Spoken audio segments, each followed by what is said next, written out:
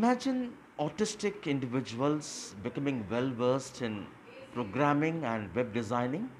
Well, an attempt has been successfully made in Chennai, and in fact, one such group of individuals with autism have developed a website which could help those visually challenged to access data, particularly COVID data. And with me, Manu Shekhar, the founder of Hack Code in Yes. Chennai. Thank you very much, Thank you. Manu, for your time. And why do you think this kind of an attempt to Hmm. give this opportunity to work in the field of IT Yeah. for those with autism is important? See, many of these neurodiverse individuals, right, individuals with autism or Down syndrome or ADHD, many of them have secondary and primary education. But when it comes to tertiary education, there's very few options for them, especially for professional education, leaving less career opportunities. No matter whoever we are, everyone deserves equal access to education and career. We all need something that we can, a job where we can grow. So what we are trying to do is we live in a tech age where your degree does not matter, your skill set matters. So we are trying to prove that every individual has the capability and can be skilled and can be valued for the work that they do. Right. Yes. And this group of those with autism, they've developed a website which would be accessible for the visually challenged. That's very important, particularly in this COVID data situation. Yes, see, we live in a world it's full of data, right? And it's been like there's been a lot of campaign that's been going on for COVID-19 data that it's inaccessible to visually impaired, neurodiverse individuals as well as elderly people. Many of these data is in the format of charts or graphs, and normally these formats cannot be read by screen readers that reads out loud to visually impaired individuals. Similarly, data are too complex to understand. What our students have done is that our three students, Prem, Pranav, and Saranaraj, have built India's first accessible COVID 19 website. So they took multiple data from different state governments, which was inaccessible, and made it to simplified, accessible HTML tables that anybody can understand, any software can read it out for them. And one of the most important things is that, like as I told in the beginning, that these people have been shunned for most opportunities. They are always pushed towards low skill jobs. This proves them all wrong, that they are capable individuals and they solve the real world problem. So I'm hoping that that they see the potential that individuals with autism have, and how they can solve real world problems and more career opportunities comes for them. And not only that, I think another important point is that how data should be accessible for everybody, because we live in a time where everything is in data format. So it's very important to have equal access of information too. Like Challenges for the students or when the they get trained in this? so basically, if you see, most of our students, right, have different learning difficulties, and what happens is that unlike they need to have a graded curriculum for us. So we have developed a curriculum that curates that interest, because we have students who have ADHD who could not sit for 10 minutes, now sitting with us for more than 3 hours and coding. So it's important to build that potential. That's what happens in the mainstream world. People don't understand that you just have to have a little bit of patience and kindness, and everybody can achieve. And is it practical for everyone, or should they have some kind of yeah, special skills or some kind of an elementary interest towards this? Yes, I would say that not interest is only shown when you have exposure. When you don't have exposure, that interest will not come. What I would say is some kind of basic computer, like how to use the mouse and anything like this. I think for the most important thing is that they have to be, whether you're going to become a coder or not. Learning coding is important because it helps you to develop a structured thinking, and we live in a tech world, right? To be able to understand that world to be able to understand the world better when you learn coding. Okay. And what have they proved now through this program? So they approved. I mean, there was a student who could not sit for 10 minutes. Now, who was being shunned towards mostly to vocational job or handcraft or retail. They have transitioned from that to showing the world that they too can become skilled individuals, solve real world problem with coding. One of the most important thing is that we talk about a lot of inclusive products. When most of these inclusive products are for differently abled individuals, but none of those differently abled individuals are there in the development stage. And to be a truly inclusive product, you need to have everybody in all stages, right? This proves the need for that, and it proves that they are capable of doing that. And lastly, in terms of their long term Mhm. career plans, Yes. do you think they would be able to make a career in this? Def- Are they getting paid for this? Definitely, that's what we are hoping also. See, what we are trying to do is we are trying to make skilled individuals in emerging technologies. Most of our students who had they have done professional websites and got paid for those projects. I'm hoping that we can partner with multiple government organizations as well as multiple NGOs to convert their data and open up career opportunities. That's the bigger goal for us. We are also partnering with companies to create opportunities for them. I've proved that I can make a COVID-19 accessible website for the visually impaired and neurodiverse individuals. I like to do this because I want to help those visually impaired people and those neurodiverse individuals so that they can understand the real world as well as the digital world. Now we live in an era where everything is online or digital, so I want to help them access the data easily. I believe I'm going to work more in the field because I wanted to help these neurodiverse individuals, like I've been mentioning. Lastly, when you had your client, when the client paid you for the work you did, Yeah, how was the client? the client was my mom's cousin. I worked for her to create her own website for her own business. This client was she appreciated the way I did the website, and also she liked the way I did. Took help from my mentor and did the website by coding it in HTML with HTML. Then we made it public. We made it public to for her.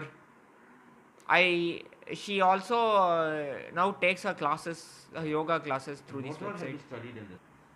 Website ಪುಡುತ್ತುಂದಿದೆ Okay. ಯಾಕ website ಸರ್ಕ ಮನು ಸರ್ಕ sir And இந்த program யாருக்கு ஹெல்ப்ஃபுல்லா இருக்க போகுது? ಹೆಲ್ಪ್ಫುಲ್ யாருக்கு உதவும்? Visually challenged, ವಿಸುವಲಿ ಚಾಲೆಂಜ್ ಯಾಕ they'll help them. They will help them And what do you study now?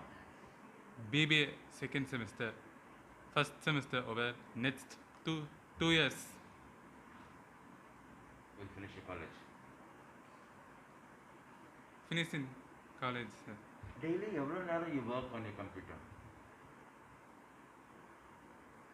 Daily, How much time you work?